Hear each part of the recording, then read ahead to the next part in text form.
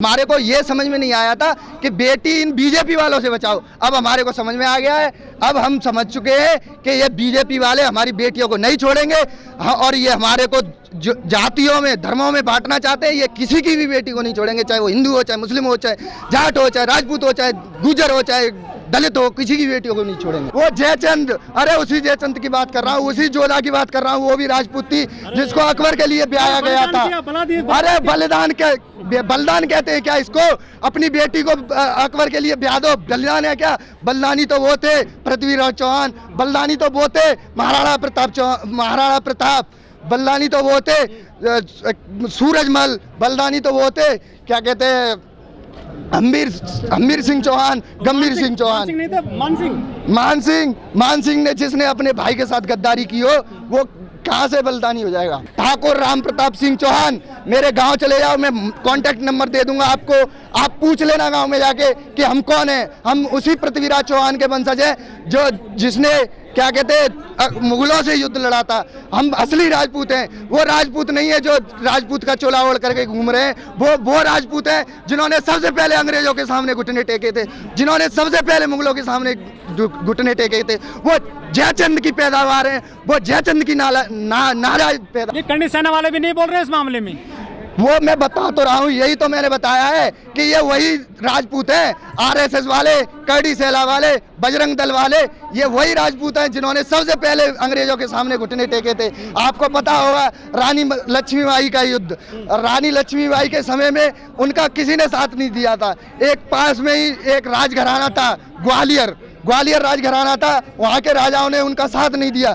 आज वो नेता बन करके घूम रहे हैं। रानी लक्ष्मीबाई का परिवार का अस्तित्व खत्म हो गया। आप बता सकते हो कहाँ गया रानी लक्ष्मीबाई का परिवार? तलवार से जो है इतिहास लिखा है। अरे किसने इतिहास लिखा है वो तो हमें पता है। उन्होंने तो अंग्रेजों के घुटने उनकी पता नहीं क्या क्या किया है। मैं बोल नहीं सकता। उन्होंने पता नहीं क्या क्या किया है। उन्होंने बस अंग्रेजों को छोड़ो, मुगलों को। करणी सेना, बजरंग दल है, हिंदू वाहिनी है, आरएसएस है, शिवसेना, ये किसकी बेटी बचाते हैं? आप मेरी बात सुनो, ये सिर्फ और सिर्फ भाजपा की बेटी बचाते हैं। और क्या कहते हैं, एक बार का आप मीडिया वाले हो, आप मीडिया वाले बंधु हो, आपको पता होगा एक बार मोदी जी की भतीजी का पर्स खो गया था, तो उसके लिए आरएसएस और ये सारे संगठन है, इन्होंने व्हाट्सएप पे जो व्हाट्सएप गैंग है वो चालू कर दिया था। और मोदी ने पूरी सरकार को लगा करके 24 घंटे के अंदर उस आरोपी को पकड़ा था और पर्स वापस करवाया था। और ये बेटियां आंदोलन करने के लिए बैठी हैं, ये अपने हक के लिए लड़ रही हैं।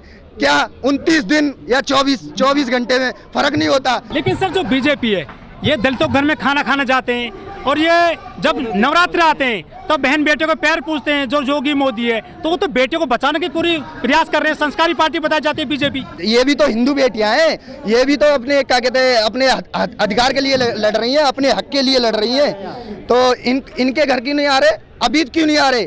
और इनको जब ये मेडल लेके आई थी तब तो इनको घर बुलाया था, घर बुला करके बोला था साक्षी तुम मेरी बेटी हो, तुम मेरी बेटी हो। अब क्यों नहीं है ये? अब उनकी बेटी नहीं है क्या? कि क्यों इनका साथ नहीं दे रहे हैं?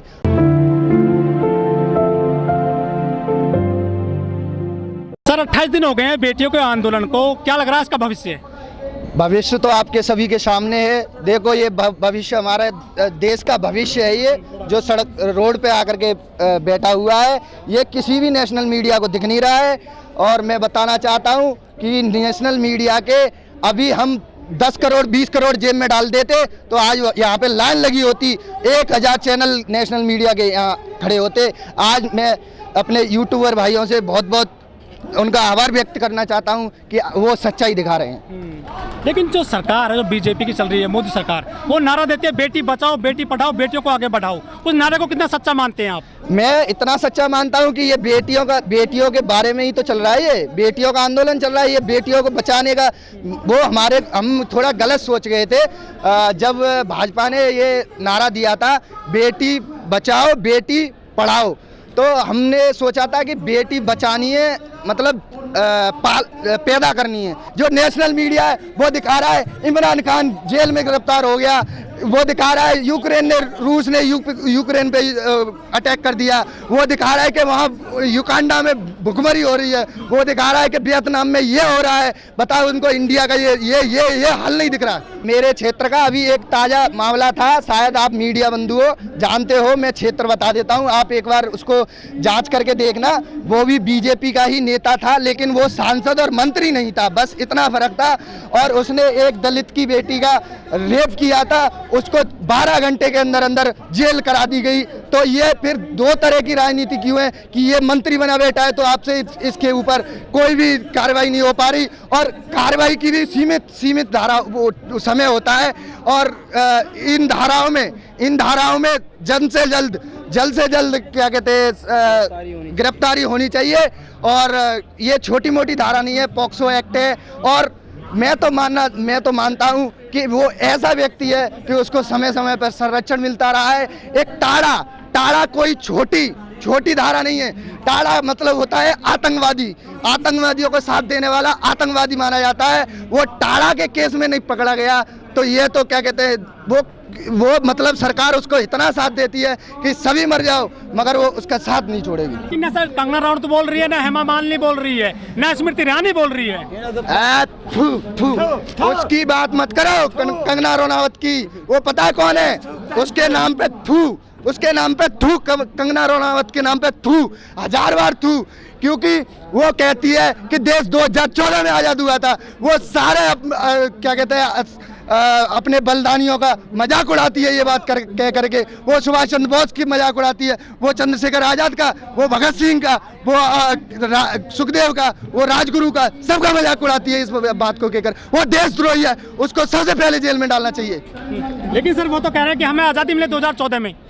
वही तो बता रहा हूँ मैं कि उसको सबसे पहले जेल में डालना चाहिए। वो देशद्रोही है। वो अब मैं क्या बोलूँ, ये 70 साल जोड़ लेते हैं, 75 साल जोड़ देते हैं कि 75 साल में कुछ नहीं कर पाया। अरे ये 75 साल में वो भी भूल जाते हैं, ये अपने नेता अटल बिहारी वाजपेयी जी को भूल जाते हैं। तो आप किसकी बात करोगे? ये अपने नेता की इज्जत नहीं करते, ये लाल कृष्ण आडवाणी की इज्जत नहीं करते, इनसे क्या उम्मीद करोगे? अरे ये जिसने अपनी माँ की इज्जत नहीं की और नोटबंदी में लाइन में लगा दी, अरे जिसने अपनी बीवी की इज्जत नहीं की, छोड़ दी भी इस रास्ते में। बीवी को छोड़ना क्या देशभक्ति है? अरे पूरा देश ही उसका परिवार है। अरे देश तो महात्मा गांधी का परिवार था, देश तो जवाहरलाल नेहरू का परिवार था, देश तो सुभाष चंद्र बोस का परिवार था, देश तो भगत सिंह का परिवार था, देश तो अशफाक उल्लाह खां का परिवार था, देश तो क्या कहते हैं सुखदेव का परिवार था। जीतेंगे, इस गलतफहमी में मत रहो। चाहे पूरी सत्ता आ जाए, हम लड़ते रहेंगे। चाहे 2024 आ जाए, हम जनता को उस सच्चाई से वाकिफ करा रहे हैं। ये चिंगारी जली है, एक दिन आग का रूप लेगी और ये सारी जनता जब जागेगी तब ये मीडिया है ना, गोदी मीडिया, ये भागेगी और वोट की चोट से हम सरकार बदलेंगे और हमारी जीत होगी। और ये मीडिया वाले दिखेंगे नहीं, फिर ये नेशनल मीडिया ना, इनका लठ मारा करेंगे लोग।